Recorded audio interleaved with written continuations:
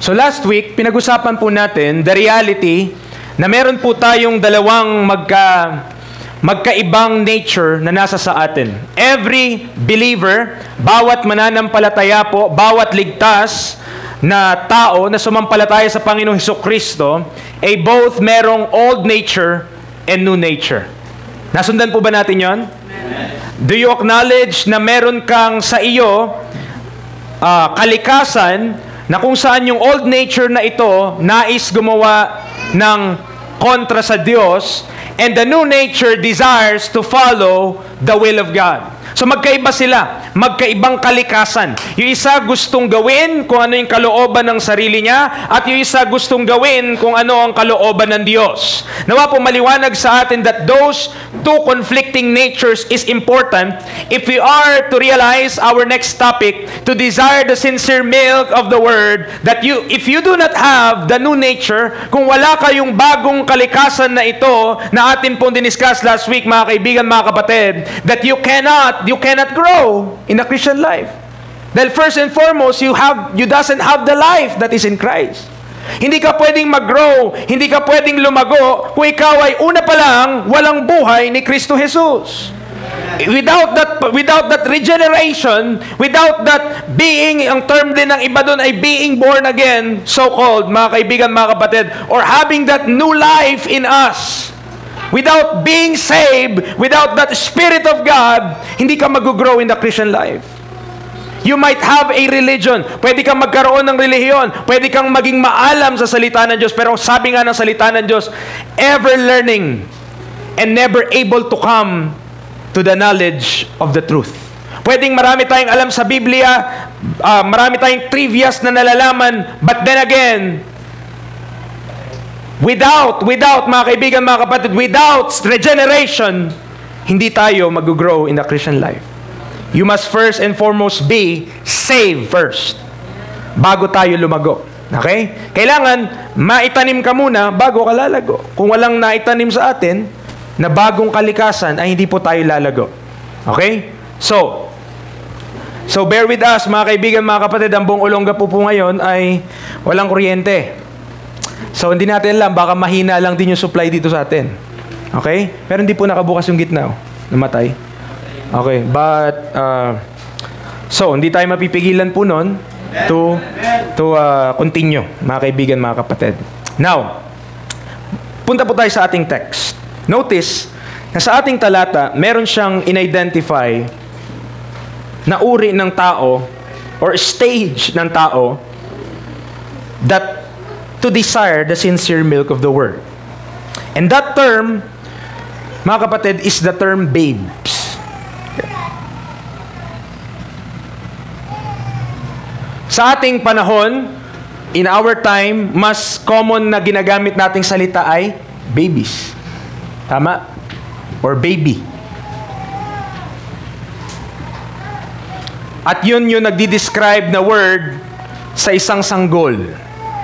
Ang sabi niya, as newborn babes, desire the sincere milk of the Word, that ye may grow thereby.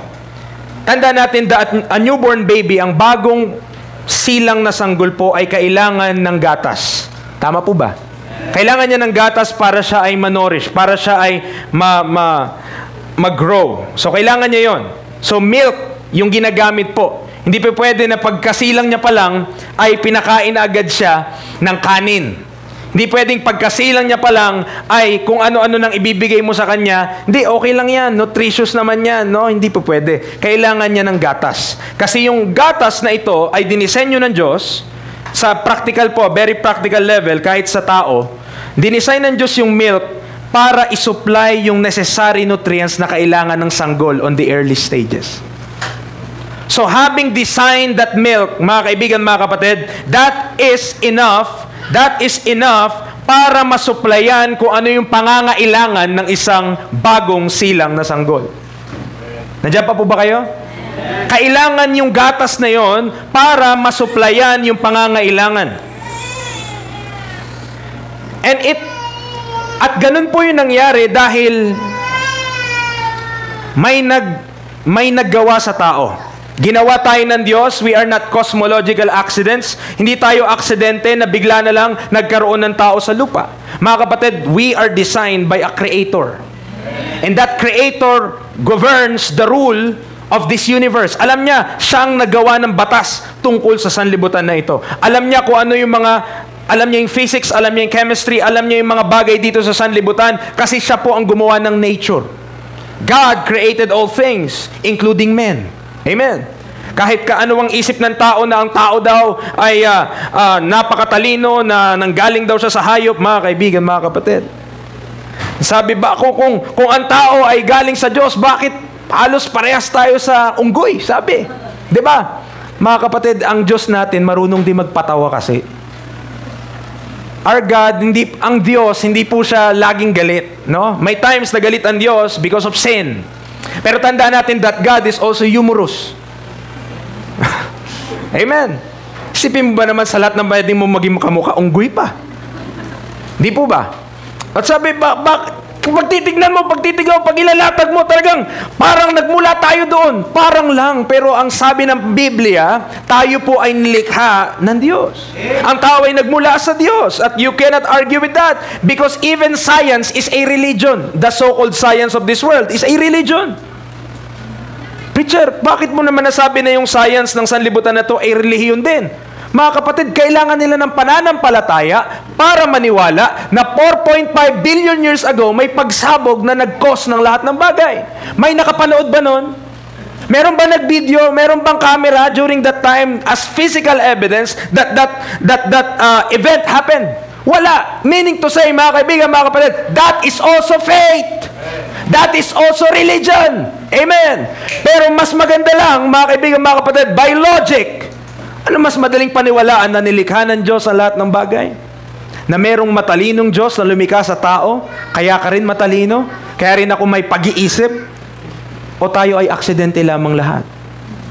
Alam mo kung bakit ayaw paniwalaan ng tao yon? Dahil ayaw niya sa Diyos. Dahil ayaw ng tao ang kabanalan ng Diyos. Dahil ayaw ng tao magpasailalim sa authority ng Diyos. But then again, mga kapatid, having received a new nature, nakatanggap tayo ng bagong nature, tayong mga ligtas, meron tayong bagong kalikasan. Dapat po nating matutunan kung paanong nag-ooperate. Ngayon kasi bago to eh. Okay? Bago to eh.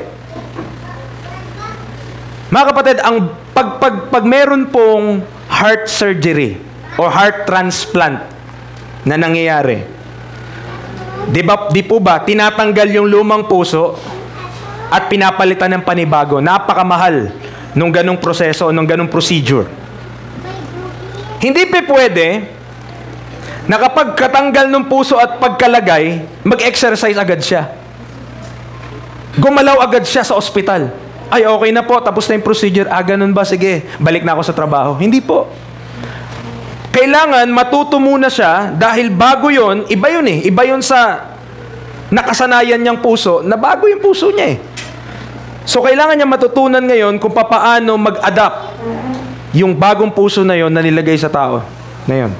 At mga kapatid, kapag tayo na-save, kailangan natin matutunan na may bago tayong nature sa atin. Natin matutunan paano ako mabubuhay ngayon. May bago na eh. Hindi na kagaya dati na kung anong gusto ko, gagawin ko. Hindi na. Meron na akong Diyos.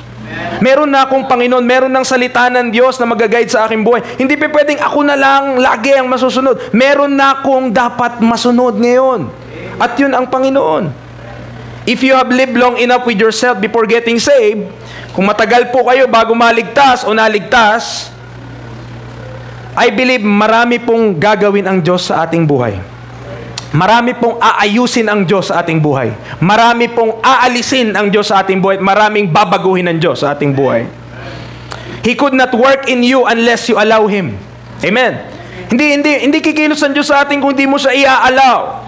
By putting His words in your heart and mind. Amen. Kagaya po ng karpentero. Kahit sinong napakagaling na karpentero, kapag walang kahoy, nasa saan ang galing niya? Ganon din ang Diyos. Kahit gaano kagaling ang Diyos magbago ng buhay kung hindi mo hayaan ang salita niya na nasa sayo, na dapat i-imbak sa ating puso, na dapat i-imbak sa ating buhay. Mga kapatid, hindi makakakilos ang Diyos. Dahil hindi ka naman bubulungan ng Diyos eh. Gawin mo to, kanan, kaliwa.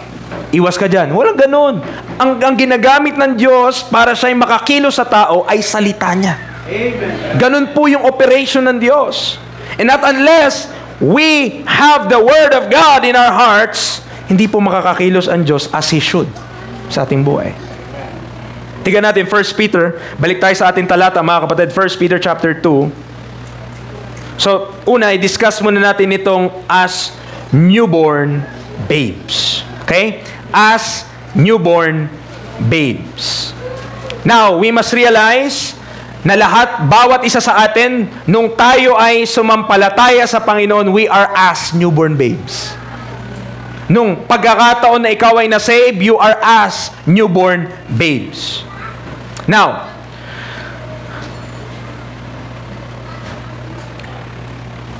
sabi ko nga kanina, hindi mo maituturing ang sarili mo na newborn babe kung wala kang new nature.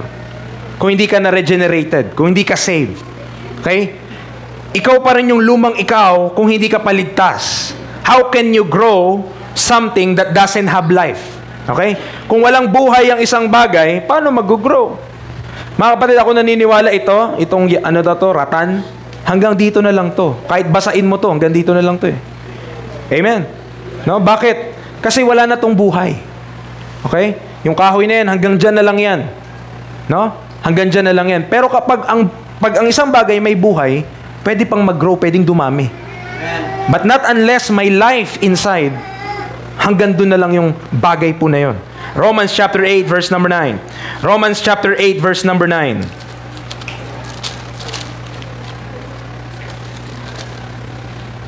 Ano po sabi ng Bible sa Romans chapter 8 verse number 9?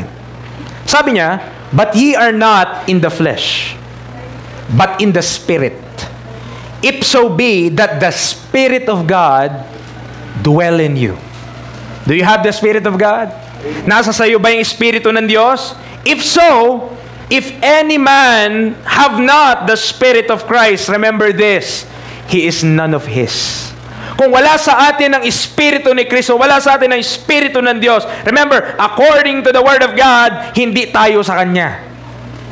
Anong ibig sabihin? Hindi tayo ligtas, hindi tayo saved. Wala tayong eternal security, wala tayong kasiguruhan. Mga kaibigan, mga kapatid, kahit nagsisimba pa tayo, if we do not have the Spirit of God, kung wala sa atin yung Espiritu ni Kristo, we are none of His. Salvation could not be inherited from your parents. Tandaan natin yan. Kung ang magulang mo ay ligtas, kung magulang mo ay mananampalataya, hindi automatically ligtas ka na din. Dahil wala pong apo ang Diyos. Nandiyan po kayo? Anak lang. So, you must be a son or a child of God. Amen. Hindi pwede. Hindi, apo ako. Bakit apo? Nanay ko, tatay ko, anak ng Diyos eh. So, ako apo ng Diyos. Mga kapatid, walang ganyan. No? You must either be a child of God or a child of the devil, kagaya last week. So if you do not have the Spirit of Christ, hindi ka kay Kristo Jesus. So the first thing that needs to happen sa bawat isa ay regeneration.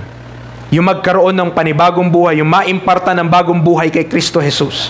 At mangyayari lamang po yun kapag ang Ebanghelyo ni Kristo ay pinaniwalaan. Ano po ba ang Ebanghelyo ni Kristo? Nasabi ng Biblia sa 1 Corinthians 15, 1-4, it is how that Christ died for our sins. Paano ba namatay si Kristo? Nalunod ba siya? Nagpatiwakal ba siya? Nagbigti pa siya kagaya ni Judas? Hindi po, mga kapatid. The death that He died is that death on the cross. And that death is a sacrificial death. Sabi ng Biblia, cursed is every man that is hanged on a tree. Ang ginawa ni Kristo, kaya yun yung death na napili ng Diyos so that Christ would die that death. Bakit sa lahat ng pwedeng kamatayan si Rizal pinatay ng firing squad? Tama? Ang ibang mga tao pinatay ng iba't bakit si Kristo sa krus? Kasi that symbolized that Jesus Christ, like that in the Old Testament, yung itinaas po yung pole na may ahas. Look and live. And Christ on that cross, mga kapatid, Christ on that cross is also cursed because He became a sin for us. sinumpa siya. Tanda natin, ang symbolism, mga kaibigan, mga kapatid, ang symbolism ng cross, kung bakit si Jesus Christ died on that cross, ay dahil po, siya ay sinumpa ng Ama doon, dahil siya ang nagbabayad ng kasalanan sa libutan. At kung merong pagkakakilanlan ng kasalanan, si Kristo yun doon sa krus ng Kalbaryo. He bore all the sins of the whole world on His body on the tree, because He loves you and me. Amen. How that Christ died? He died on that cross of Calvary. That's His love. Yan yung pag-ibig ng Diyos. Hindi siya namatay sa kahit anong pamamaraan, dahil ang kahit anong pamamaraan hindi sasapat sa dapat gawin niya para bayaran ng kasalanan. That is the only death that is sufficient, mga kaibigan, mga kapatid, to pay for our sins. Is that death on that old rugged cross. Yung kamatayan ni Kristo doon sa krus na Kalbaryo, mga kapatid, ay yun yung sapat na kabayaran sa kasalanan. And that is a cruel death. Remember, hindi madali. His weight was supported by the nails na pinako din sa Kanya. Imagine that pain physically. But that pain physically is nothing to be compared with the spiritual pain when He said, Father, my God, why hast Thou forsaken me? Bakit sinabi ni Kristo yun? Dahil on that moment, remember, in all eternity, the Father, the Word, and the Holy Ghost, these three are one. Pero sa cross, it happened na ang Father, tinalikuran niya ang Son. Dahil hindi niya na kayang i-bear. Tanda natin, ang Diyos, banal siya. Pero because He loves us, Christ has to bear the sin of the whole world. Kinailangan na buhatin ni Kristo yung kasalanan natin so that the Father could not stare at His Son. Di niya matignan eh. Di niya matignan si Kristo Jesus kasi ganun kasama yung kasalanan na nasa sa atin. Ganun kasama, ganun ka-evil yung sin that is in us.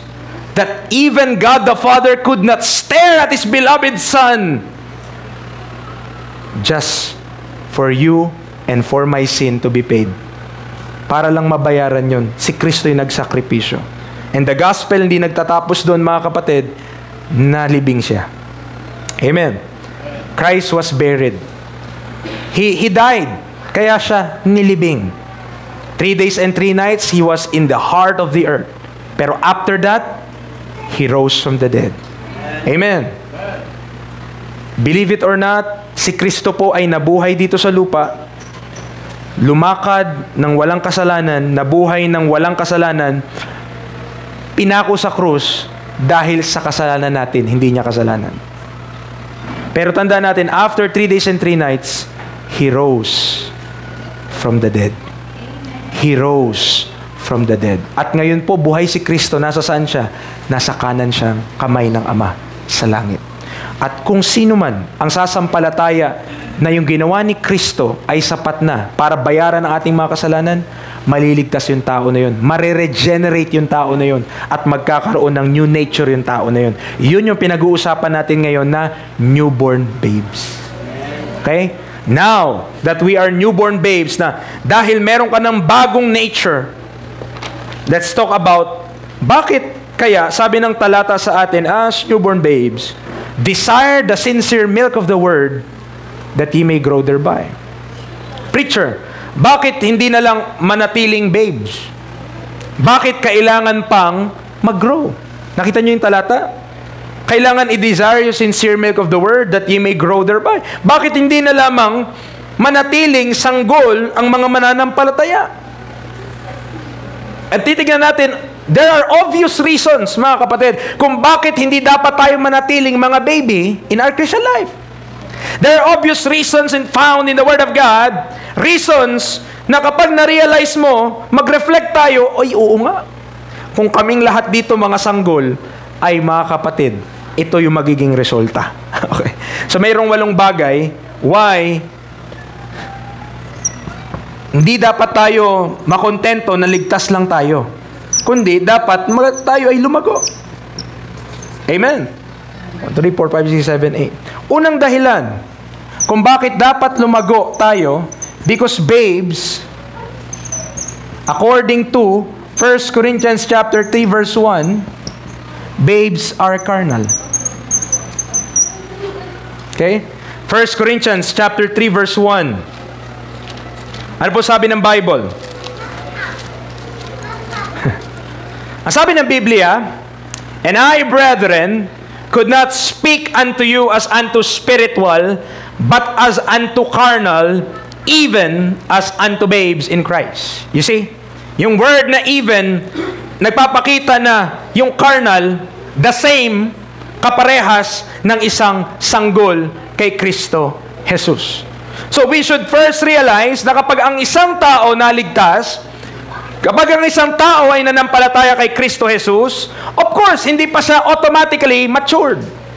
Of course, hindi pa siya automatically malago. Kaya nga siya dumadaan sa pagiging sanggol at kailangan ng milk of the Word that he may grow thereby. Because babes, according to the Word of God, first and foremost, are carnal. Nandiyan pa po kayo? Babes are carnal. Ang mga sanggol po, walang pakialam yan sa sarili nila. Tama po ba? Kung anong gawin nila, wala. No? Because iyan po ang katotohanan ng salita ng Diyos. Babes are carnal. Okay? So yung desires niya, ibig sabihin kasi ng carnal, mga kapatid, fleshy, makalaman. Yung desires niya, yun lang yung gusto niya. I-fulfill. O kapag gutom ang bata, anong gagawin niya? Iiyak yan. Bakit? Baby siya eh. At dapat maintindihan natin, ganun talaga. Hindi pa pwede na lagi mo na lang sisigawan o papaluin basta-basta nang walang training. Kaya nga tinetrain din yung mga sanggol. Why? Kasi in their nature, ang mga baby po will just fulfill what is their lust. Kung ano yung gusto nila, kung ano yung desire ng flesh nila, yun lang yung gagawin nila because baby pa nga sila eh. Hindi pa sila nag-grow, hindi pa sila lumalaki. Okay? Hindi pa sila nagkakaroon ng muang or hindi pa sila nagkakaroon ng abilidad na mag-isip kagaya po ng isang adult, mga kaibigan, mga kapatid, or bata na mas malaki. So they will just follow their flesh. Kung gutom ako, di ba? Ganun. Marami mga Kristyano, ganun. Amen. Marami mga Kristyano, hanggang ngayon, ganun. No? Ito nga yung pinaka-paradoxal dyan, mga kapatid eh. Pwede kang maging baby kahit 20 years old ka eh. Kahit 30 years old ka, kahit 40 years old ka, you could still be a babe in Christ. Based on your attitude and character. Amen. Diyan pa po kayo? Amen, mga baby. Alright? We could still be. No? Tingnan natin ating sarili. Am I carnal? If I am carnal, maybe I'm still a babe. Pangalawa, tingnan niyo po, verse number 2. 1 Corinthians 3 pa rin. Babies, of course, babes could not bear meat. Tama?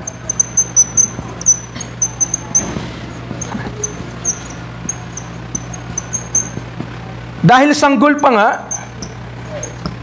hindi pa yan pwedeng pakainin ng karne. Hindi pa yan makakakain ng karne, wala pang ngipin yan eh. Tama? Hindi pa yan makakanguya. Hindi pa yan makaka-digest ng mga kinakain natin. Hindi pa pwedeng bigyan ng beef jerky. Hindi pa pwedeng bigyan ng isaw. Hindi pa pwedeng bigyan ng hotdog. Kailangan milk yan. Tama po ba? Because babies or babes could not bear meat.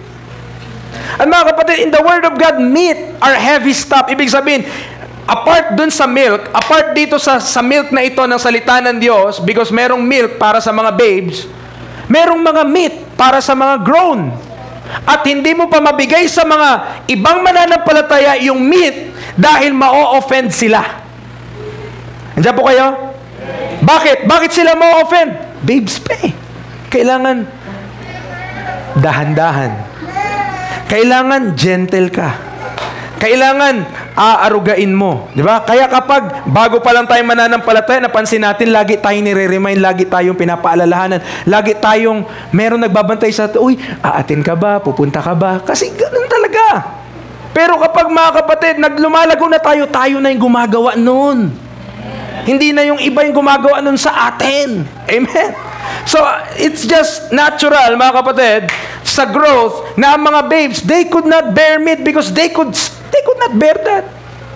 Amen. Hindi pa nila kaya yon. Kasi nga, babes are carnal. So kung ano lang yung pansarili muna, pansarili lang, yun lang iisipin mo. Nakasunod po tayo? Pangatlo. Babes envy. 1 Corinthians chapter 3 verse 3.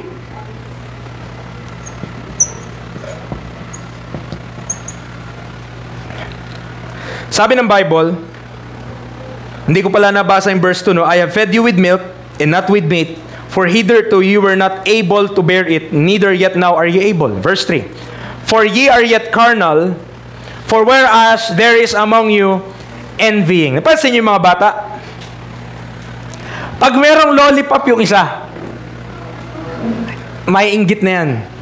Magpupunta na yun sa nanay niya, o kaya aagawin niya yung lollipop na yun. Bakit? Babes, envy. Nakasunod po tayo? Bakit meron siya? Mama, meron siya, mama, meron siya, mama. Diba? Kahit mga young people, ganyan eh. May bago sapatos, bakit ako wala? May bago damit, bakit ako wala? Ganun, diba? Because babes envy, mga kaibigan, mga kapatid.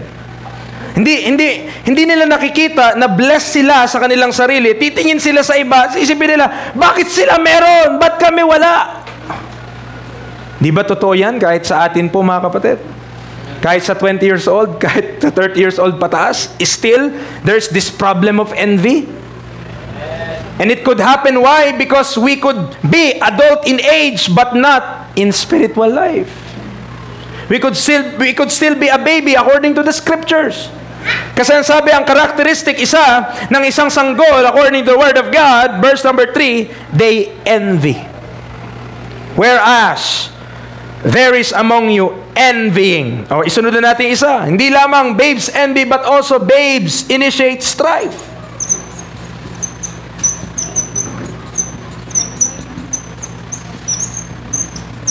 And that is in verse number 3 pa rin. Tama? Bigyan mo ng panahon. Paglaruin mo yung mga bata dyan. Yung mga bata natin dito, maglaro lang sila. Iwanan natin sila. Mamaya nag-iiyak ka na yun eh. Bakit? Nag-aaway na. Binigyan mo sila pare-parehas. Pantay-pantay. O sige, cream o. Cream o. Cream o. Cream o. Jelly Ace. Jelly Ace. Jelly Ace. Lahat. Pantay-pantay. Iwanan mo. 5 minutes pagbalik mo. May umiiyak na. May nasabunutan na. May nakalumpasay na dyan sa baba. Bakit? Mga bata kasi ganun. Strife.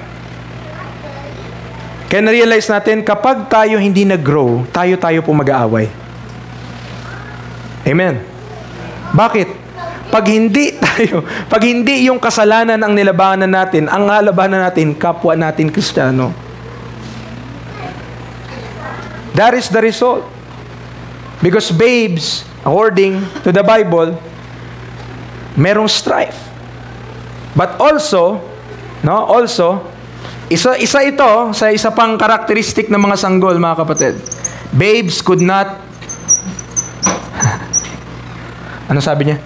Babes could not get along with others.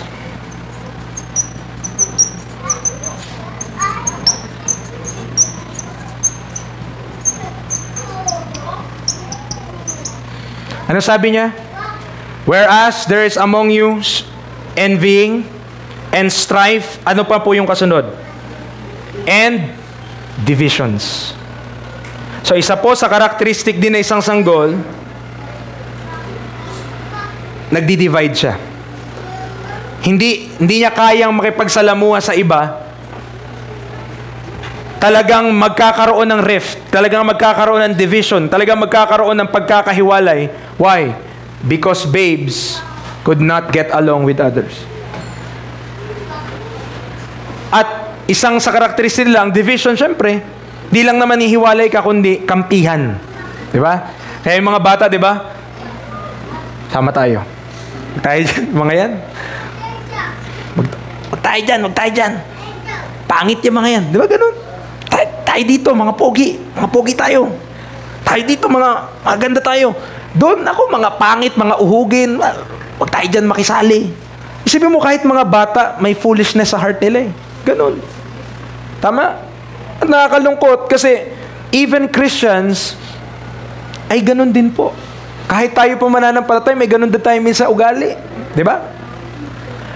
Ayaw mo makamayan si kapatid na ganito, iniiwasan mo. Tayo dyan. Di tayo. Love you with the love of the Lord. Amen. Kapatid. Di ba? May ganun. It is possible. Why? Because we are still babes in Christ. Okay, nandiyan pa po kayo? Okay, hindi ko alam kung katahimikan nyo, kung naiinitan kayo, or naiintindihan nyo. Alright, so, pang-anim, hindi lamang babes could not get along with each other. Romans chapter 2. Romans chapter 2, verse 20.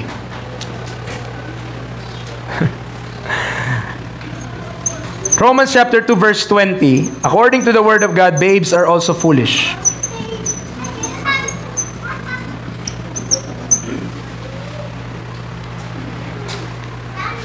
Sabi niya, an instructor of the foolish, a teacher of babes. Kita nyo? Yung foolish, parallel sa babes, which has the form of knowledge and of the truth in the law. So kaya, kailangan talaga mag-grow ang isang mananampalataya kung siya ay babes in Christ, dahil pag siya ay babe, foolish pa siya. Hindi niya alam yung best para sa kanyang buhay. Hindi niya alam yung nakakabuti para sa kanya. Ang susundin niya lamang yung desires of his own flesh, at dahil doon mapapahamak siya because that is foolishness. At yan ay katotohanan ng salita ng Diyos. Hebrews 5 number 7, Hebrews 5, not just foolish. Dinidescribe lang po natin na according to the Word of God, yung mga characteristics na meron ng isang babes o isang sanggol, according to God's Word. Hebrews 5:13. Hebrews 5:13. Sabi ng Bible dito, babes are unskillful.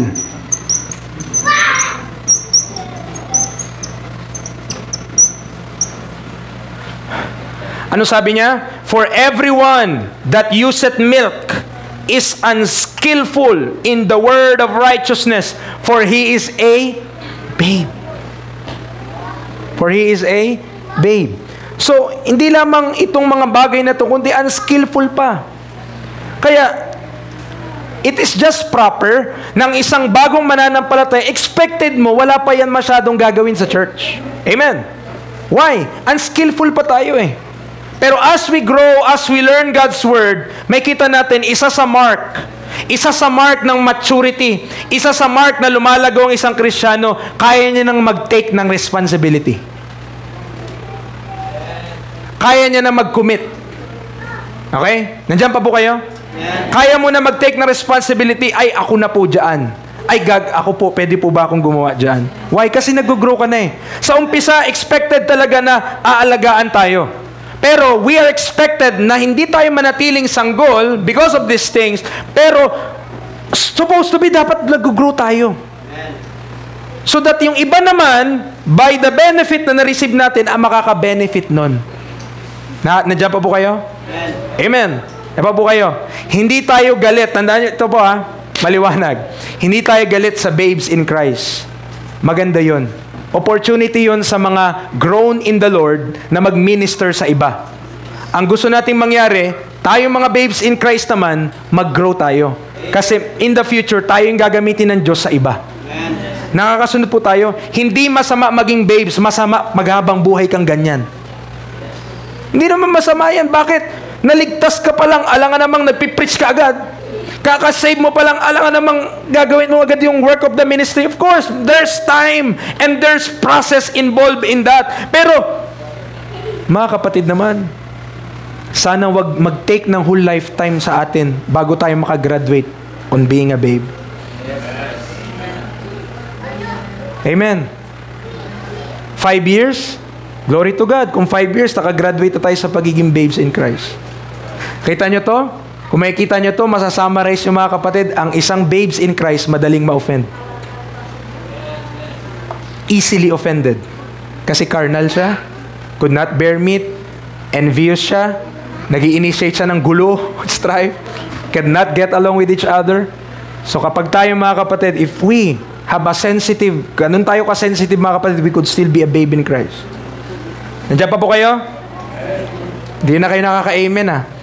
Number 8. Okay, Isaiah chapter 3, verse 4 to 5. Isaiah chapter 3. Nawa po ang silence na yan ay ibig sabihin nagko-contemplate tayo sa salita ng Diyos. Isaiah chapter 3, verse 4 to 5. Babes who ruled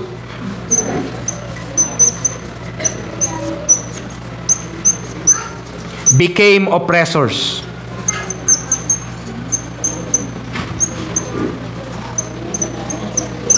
Isaiah chapter 3 verses 4 to 5. Ang sabi ng Bible, "And I will give children to be their princes, and babes shall rule over them." Ano ang magiging result kung ang mga babes ang mangunguna, kung ang mga babes ang magro-rule?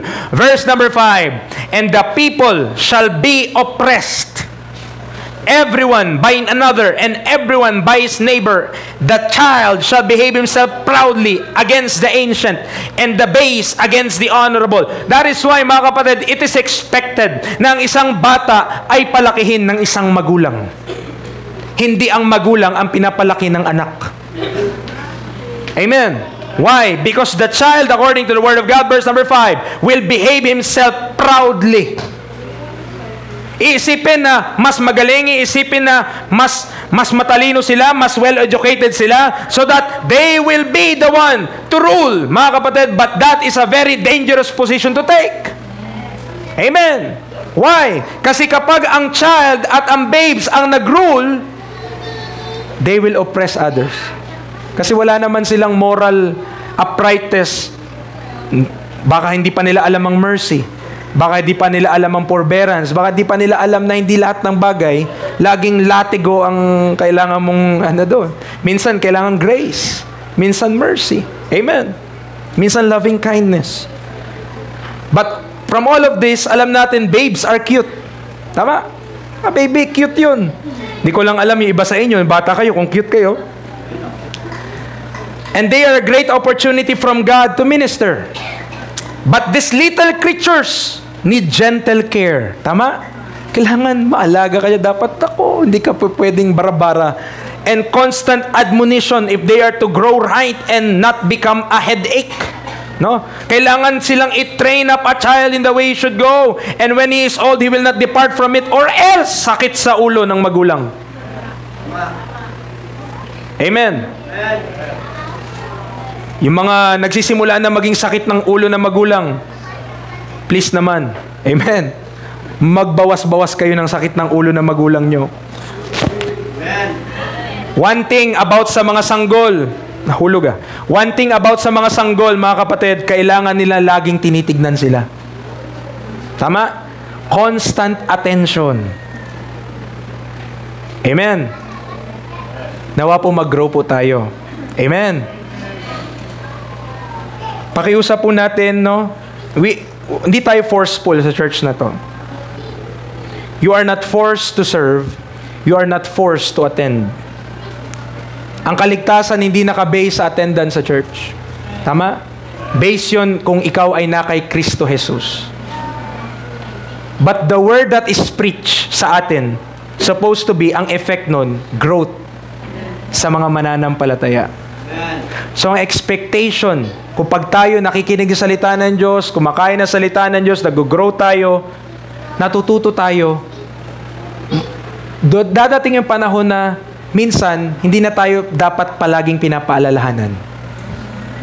At tayo na yung gagamitin ng Diyos. Nandiyan pa po kayo? Amen.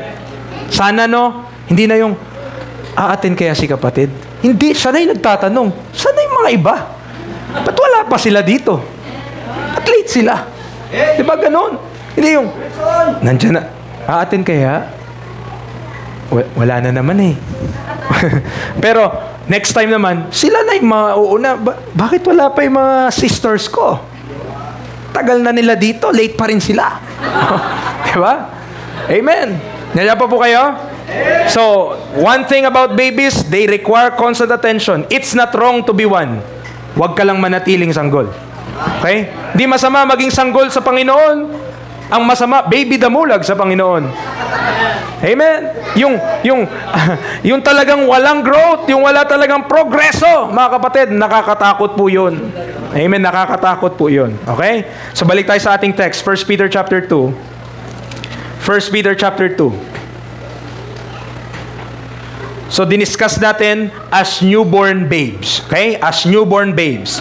Ano yung dapat gawin ng newborn babes? Ang sabi ng talata, desire the sincere milk of the Word. Desire the sincere milk of the Word. Sa salita po ng Diyos, ni-reference din ang Word of God bilang bread, tinapay, bilang meat, karne, bilang honey. Okay? O pulupukyutan sa salita ng Diyos. It shows na kagaya ng literal na pagkain na kinakain po natin, na kailangan natin para mabuhay, dahil may mga nutrition yun at sustenance para sa ating katawan, ni-reference din siya bilang milk. Okay? Hindi lamang bread, hindi lamang meat, hindi lamang honey, hindi lang water, kundi milk. As a living word that has life itself, the Word of God, tanda natin, ay sapat sa kahit anong estado mo sa buhay Kristiyano. Ibig sabihin, kayang mag-minister ng salita ng Diyos, sanggol ka, middle age ka, adult ka na sa Panginoon, walang problema. Kaya lahat yan supplyan ng Panginoon. God shall provide all our needs. Nakuha niyo po? So, whether ang kailangan mo palang milk, masusuplayan yan sa salita ng Diyos. Whether kailangan mo na meat, masusuplayan yan sa salita ng Diyos. Whether kailangan mo honey, masusuplayan yan sa salita ng Diyos. Kayang i-provide ng salita ng Diyos all that man needs. Kung ano man ang kailangan natin, it could be provided for. Remember our lesson in two conflicting nature last week. Your old nature is still there. Amen? Nandiyan pa rin. Sadly, our default action or state of mind is fleshly, worldly, or carnal. If you are tired at the end of the day, kapag napapagod tayo, di ba, sa pagtatrabaho, sa pag-aaral, after the end, gusto na lang natin manood eh. Gusto na lang natin mag-swipe. Gusto na lang natin mag-scroll.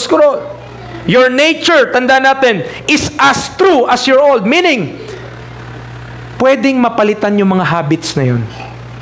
Instead na yung habits of the old nature ang nasusunod, pwedeng habits of the new nature ang ating papairalin. At ang food natin, tandaan natin, ang food ng new nature natin, walang iba kundi Word of God. The food of our new nature is the Word of God. Acts 13. Acts 13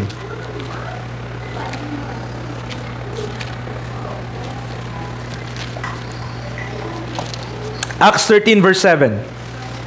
At pag sinabi po nating Word of God, I'm also referring to preaching. Okay? Nandiyan po kayo? When I say Word of God, I'm also referring to preaching. Bakit preaching, preacher? Ba't hindi reading? Okay? Pwede naman ako magbasa ng Bible Pwede naman akong magsarili na magbasa. Bakit preaching? Papakitaan ko po kayo ng mga verse. Acts 13 verse 7. Sabi niya, which was with the deputy of the country, Sergius Paulus, a prudent man who called for Barnabas and Saul and desired to hear the Word of God. Anong expectation sa passage? Mapakinggan niya yung salita ng Diyos sa anong pamamaraan? Sa pamagitan ng pangangaral nila Pablo. Nandiyan po kayo? Isa pa, Titus chapter 1 verse 3. Titus chapter 1 verse 3. Kapag sinasabi natin, mga kapatid, kumain tayo ng salita ng Diyos, mga kapatid, i-desire natin ang salita ng Diyos, most likely, mga kapatid, the reference is, dapat mag-desire tayo na makakain ng salita ng Diyos through preaching. Titus 1:3. Ano sabi ng Bible? But hath in due times, okay? Sabi niya, but hath in due times, manifested His Word sa anong pamamaraan?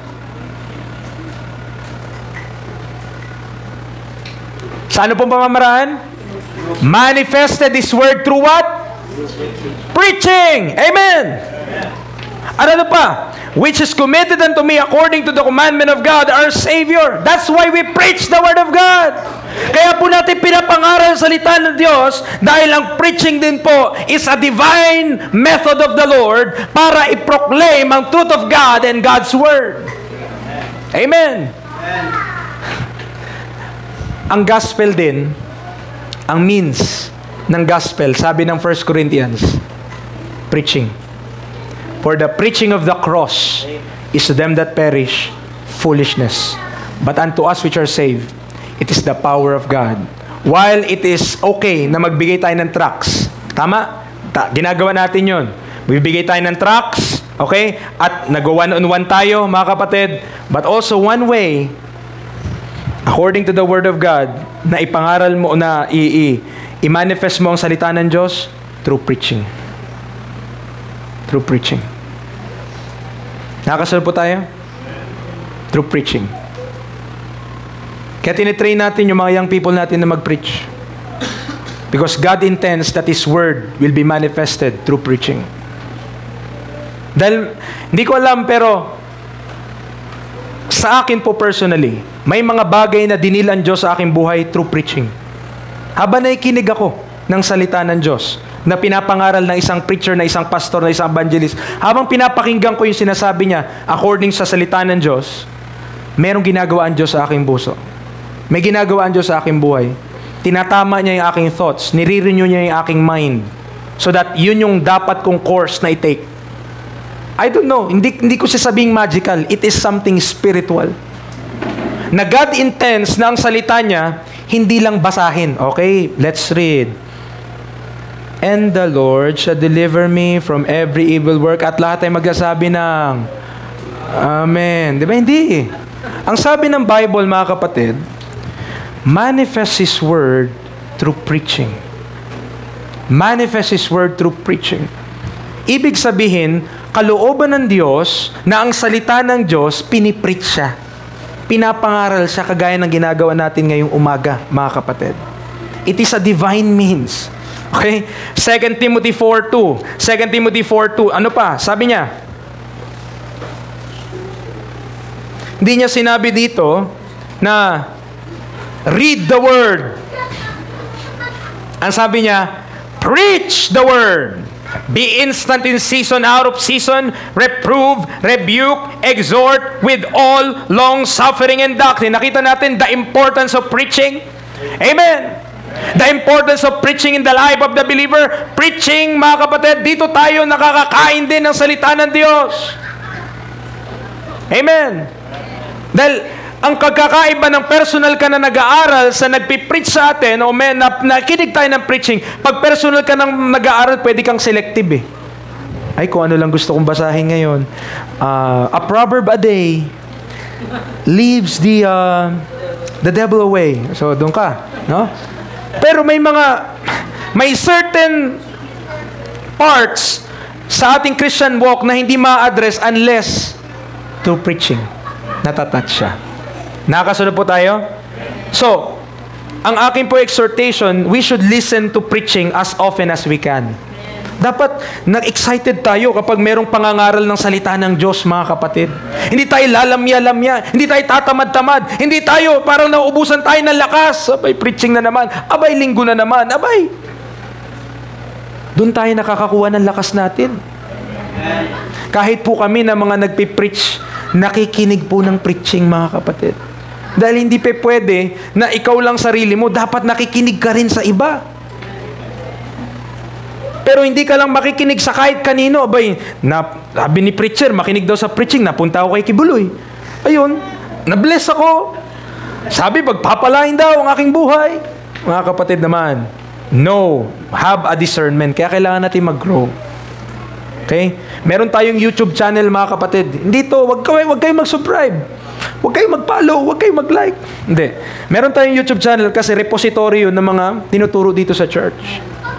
At kung gusto nyong, kung bago pa lamang tayo, gusto nyong, ano kaya mga pinagtuturo for the past 4 years? Pwede.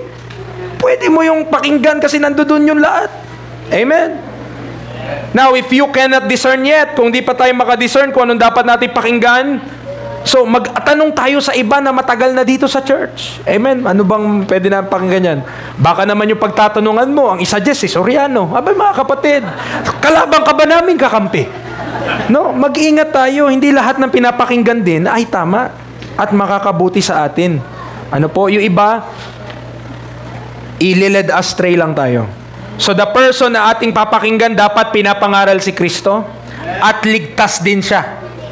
Kung yung tao na papakinggan mo hindi saved, paano ka pa mag-benefit dyan? You must read the Bible on your own too. Amen? Dapat magbabasa tayo ng Biblia personally. Pero magkinig din tayo ng preaching. Mga kapatid, I pray din. Kung yung mga sanggol nga, umiiyak sila, kada araw humingi sila ng gatas 8 to 12 times a day. Sinerch ko yun. Sinerch ko. Ilang beses kailangan maggatas ng isang sanggol sa isang araw? 8 to 12 times, mga kapatid. Sabi ng online, sabi ng Google, 8 to 12 times. Kung tayo ay babes in Christ, mga kapatid, babes in Christ, so dapat mayat-maya, kailangan gustuhin mo yung salita ng Diyos. Petsa, nagtatrabaho ako. Maliwala naman ako buong 8 hours kang may kinakalikot doon. Meron mga time dyan na pwede kang pasilip-silip, pwede kang magbasa ng Bible, pwede kang makinig ng preaching. Amen. Minsan pa nga may mga trabaho na pwede ka talaga nakikinig habang nagtatrabaho ka nakakatrabaho ka pa din. Amen. So, meron pamamaraan if we are intentional sa ating growth bilang mga Kristiyano, may way. Pero kagaya ka ba ng sanggol na gusto ng gatas o may nakita ka na bang sanggol na once a week lang nagagatas? Tayo yun Amen. Tayo yung mga Kristiyano yung once a week lang nagagatas. O, paano mo makuha yung nutrient doon? Hindi mo makuha, fasting ka ng 6 days. Pagdating mo ng 7 days, oh, holy milk. That holy milk, man. Hindi po pwedeng ganun. Kung gusto nating mag-grow, kailangan yan daily. Hindi mo pwedeng takasan yan, mga kapatid. Hindi ka pwedeng tumakas sa katotohanan na ang growth sa Christian life, hindi instant. Instant milk, skim milk every Sunday. Hindi po. Dapat whole milk every day. Okay? Kailangan natin ng gatas mula sa salita ng Diyos. A regular intake of the sincere milk of the Word. A preacher who believes and preaches from the King James Bible. Yun ang una din Kailangan alam mo kung sino yung papakinggan mo. Baka ang pinipreach niya, ibang yan. Ibang version. Papaliwanag ko, tignan nyo, 1 Peter chapter 2 verse 2. Bakit mahalaga na tamang Bible din yung gamit niya? Kasi po, ang sabi dito, as newborn babes, dito na tayo sa last leg ng ating pagtuturo, as newborn babes, desire the sincere. Hindi lang basta milk of the Word, sincere. Bakit yung mga bumibili ng gatas, yung mga nagpo-formula, bakit ang binibili nila Similac? Ba't ang mga binibili nila Nido? Ba't ang mga binibili nila ganun? Hindi yung mga pipitsuging brand. Di ba? Kasi kailangan yung merong sapat na nutrients para sa sanggol. Tama po ba? At mga kapatid, kung tayo ay from different version ng ating Biblia at ipangaral sa atin, mga kapatid, hindi yung proper nutrient ang makuha mo. Yes, pwede kang mag-grow, pwede kang makasurvive. Pero you need the sincere milk of the Word. Sincere milk of the Word. Joshua 24:14. Ang sabi ng Biblia, sincerity is connected sa katotohanan. Okay? Ang sinseridad ay konektado sa katotohanan. Joshua chapter 24 verse 14. Ito po ang sabi ng Bible. Joshua 24 verse 14.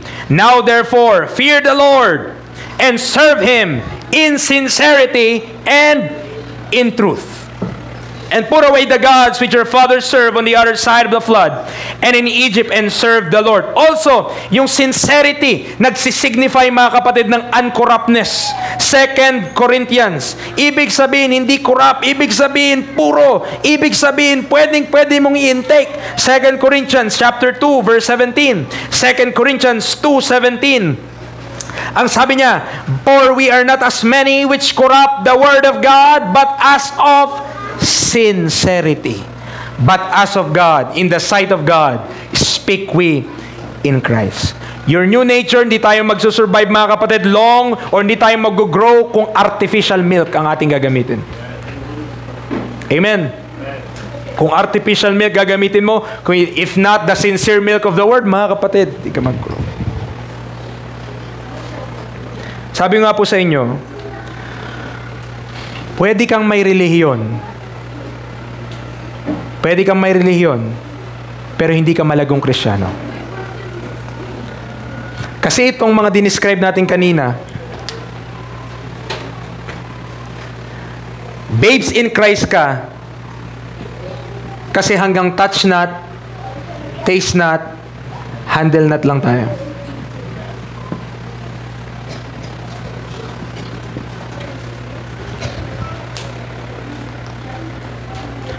Kaya pwede talaga na matagal na sa simbahan, matagal na nagsisimba, pero in reality, Christ is not formed in that person. Amen? Marami sa atin dito kayang mag-testify na may mga so-called kasama din natin, mga church people din, pero alam mo yon, di sila makapagpatawad. They are envious. Kapag may nangyaring maganda sa buhay mo, hindi sila makangiti. Bakit nangyari sa kanya? Mas maganda. Mas matapat pa kami ah. Mas okay pa kami. Di ba? Hindi makasundo. Hindi nila kayang makipagkasundo sa kahit isa, kahit kanino. Dahil it is very possible that we have a religion but we do not have Christ. And that is a sad state. Napakalungkot po nun. Nakakasunod po tayo? Colossians 2:8. Huwag po kayong mag-alala, hindi pa po tayo tapos. Colossians chapter 2 verse 8. Ano sabi niya? Beware, lest any man spoil you through philosophy and vain deceit, after the tradition of men, after the rudiments of the world, and not after Christ. Sabi niya, beware, mag-ingat, lest any man spoil you. Yung spoil dyan sa war, yun yung sinasamsam nila lahat ng pwede nilang maklaim doon sa natalo nilang mga kalaban at sila'y mag-i-enjoy. That's the spoils of war. Huwag daw nating hayaan ng kahit sino, instead na mag-enjoy tayo kay Kristo, nanakawan tayo kasi merong kapalit. Instead na yung totoo, yung ating enjoy, which is Christ, who is Christ, ang na-enjoy natin, yung artificial, which is the philosophy of this world, which is the tradition of men, which is the rudiments of this world, and not after Christ. Balik tayo sa ating text. Last point, 1 Peter chapter 2, verse 2. Diniscuss natin as newborn babes. Naintindihan po ba natin? Mga save lang po ang pwedeng maging newborn babes. Okay? Na-discuss natin that we should desire the sincere milk of the word. And by that, most of the time, I'm referring to preaching. Okay? I'm referring to preaching. Alam niyo po, nakaka-develop din naman ng appetite dyan. Nakaka-develop. Preacher, hindi ko matagalan yung preaching. Talagang tinatamad ako. Ganun talaga sa umpisa, mga kapatid. Kailangan mo labanan yung old nature mo. Gustong pakinggan si Britney Spears. Yung old nature mo gusto pakinggan si ABS-CBN. Yung old nature mo gusto pakinggan si Rapi Tulfo in Action. Yung old nature mo gusto pakinggan yung sanlibutan.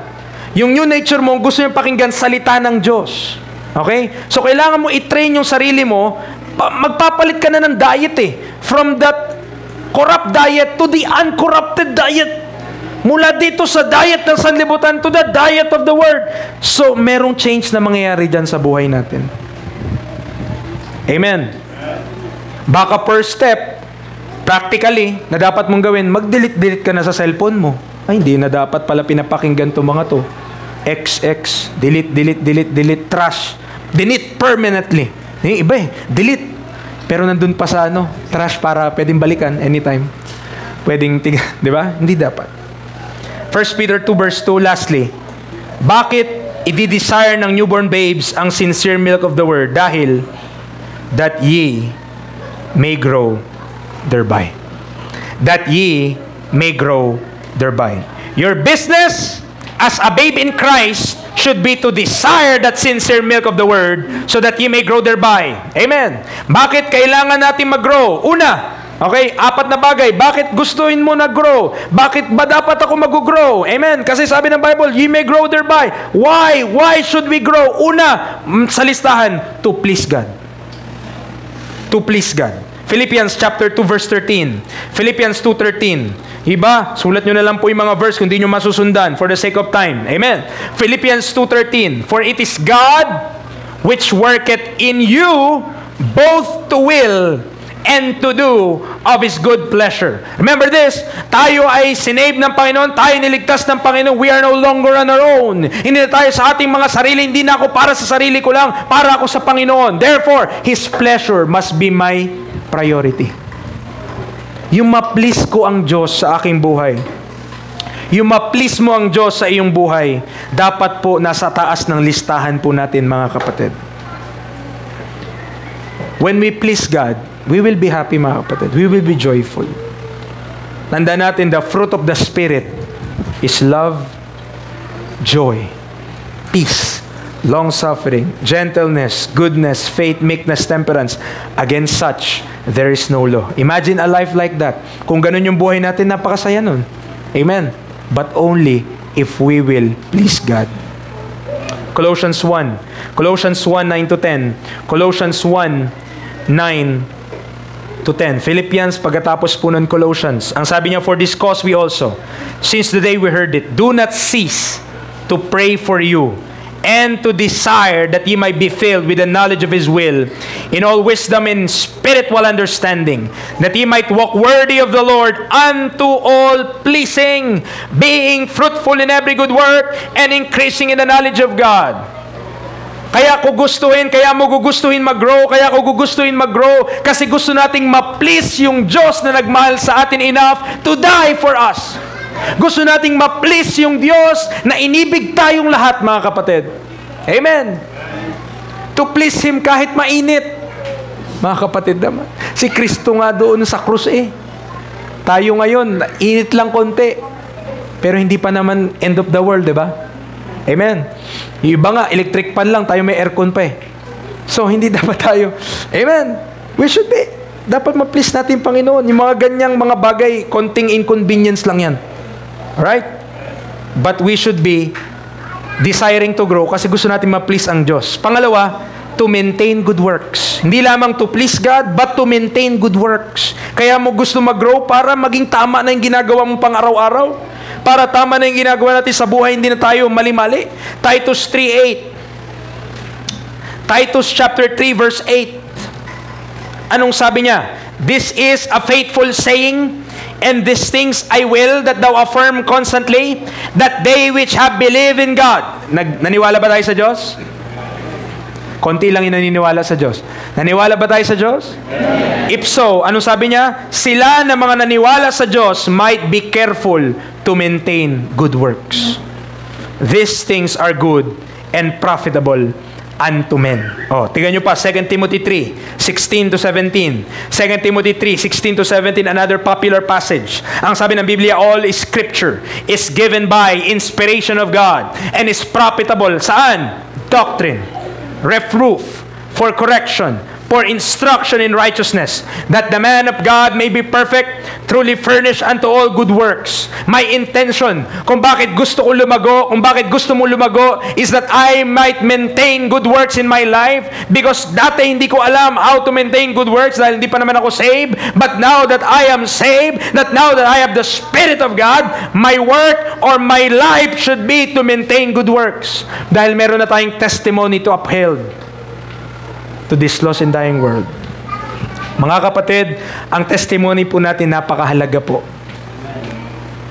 Amen? Once na mawala natin yung testimony natin, ang hirap na humarap sa tao. Our testimony is important. Kaya gusto mo mag-grow para yung testimony natin sa Panginoon maging maayos. Amen? Pangatlo, isa sa pinakamahalaga dito sa listahan, mga kapatid, siyempre, mahalaga na ma-please natin ng Diyos, pero pangatlo, to be prepared for judgment. To be prepared for judgment. 2 Corinthians 5:10. 2 Corinthians 5:10.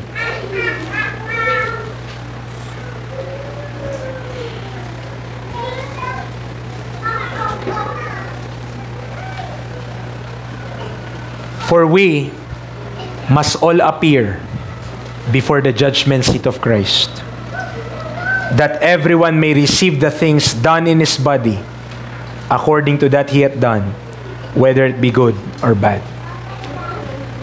Meron pong day na inappoint ang Diyos na tayo pong mga mananampalataya ay hahatulan ng Diyos based sa mga ginawa natin para sa Diyos. Amen?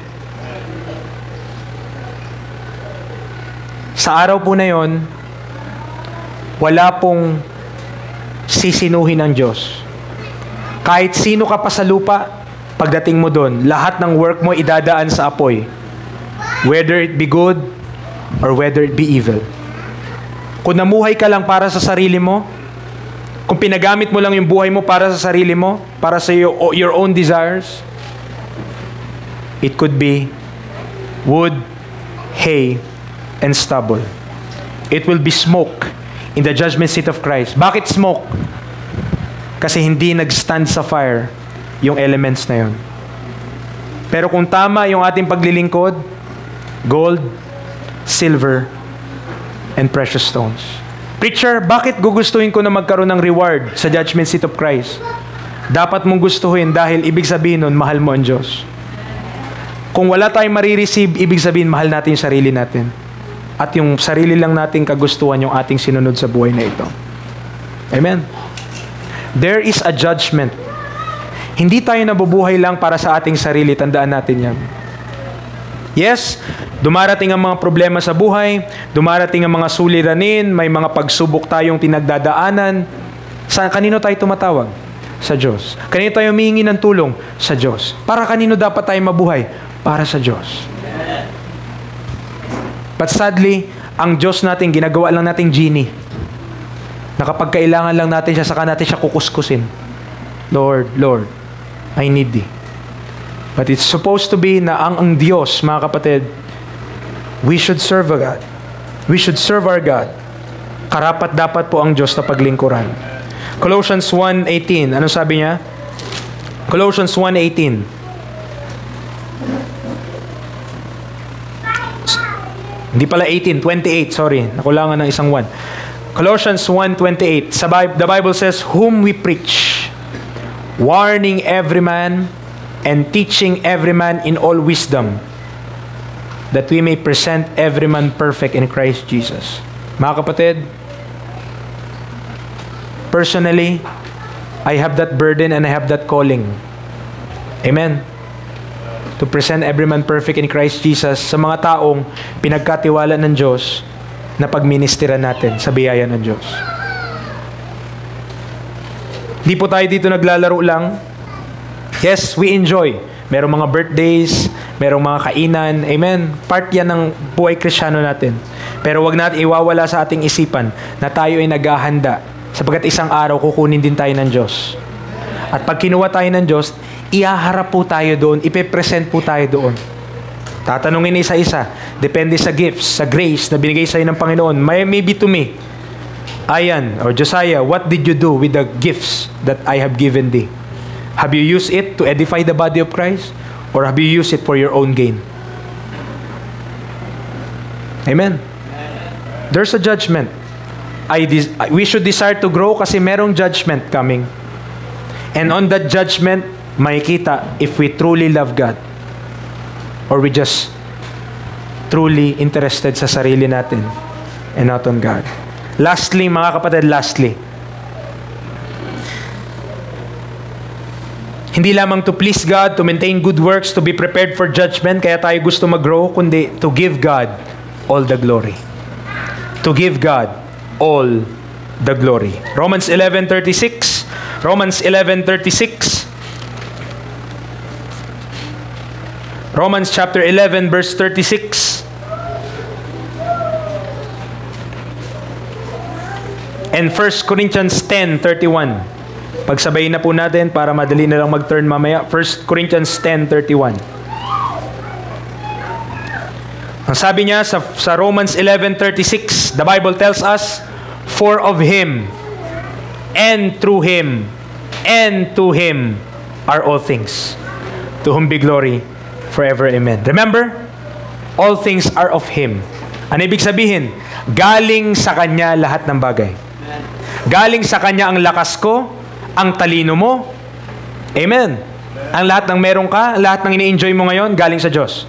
Of Him. All things are also through Him. Sa pamamagitan niya lang din. Kaya hindi bumabagsak ang buwan, kaya nandyan ang araw-araw-araw, kaya may ulan, because it's through Him. Siya nagsusustain ng lahat ng bagay. Bakit ang puso mo hindi tumitigil ng pagtibok? Because it is through Him. God is the one who gives life and sustains life. Okay? So, it is of Him. Lahat ng bagay of Him, galing sa Diyos. Through Him, sa pamamagitan ng Diyos. And remember this, all things to Him. Sa Kanya pa rin babalik lahat ng bagay.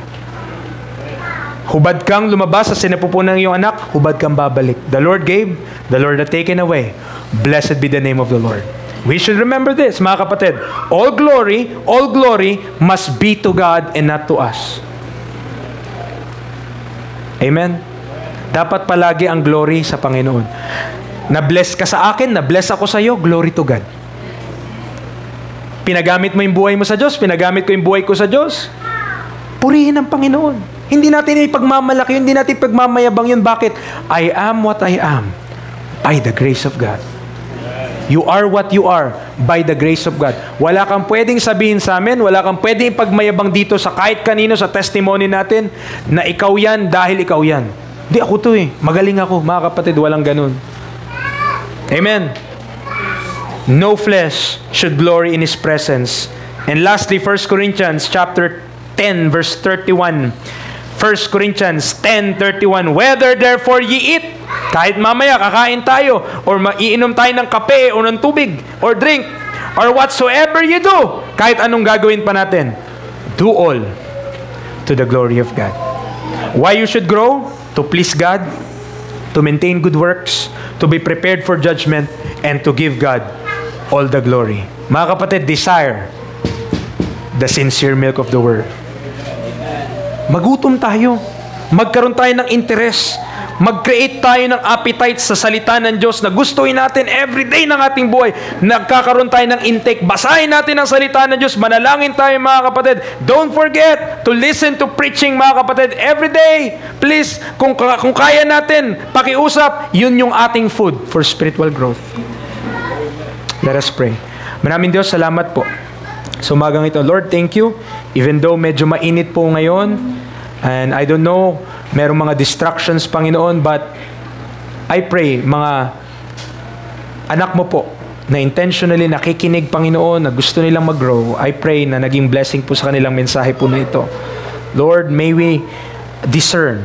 If we are still a babe, nawa, wag kami manatiling babe. If we are now a babe, and we are desiring the sincere milk of the Word, Lord, allow us to grow. Wag mo po kaming pagsawaan, be long suffering to us, be gentle to us. At katulad ng Panginoong Jesus, let us live by that scripture that man shall not live by bread alone, but by every word that proceeded out of the mouth of God. Maraming salamat po sa umagang ito kayo. Sa inyo po lahat ng kapurihan at kaluwalhatian sa pangalan ng Panginoong Jesus. Amen and amen.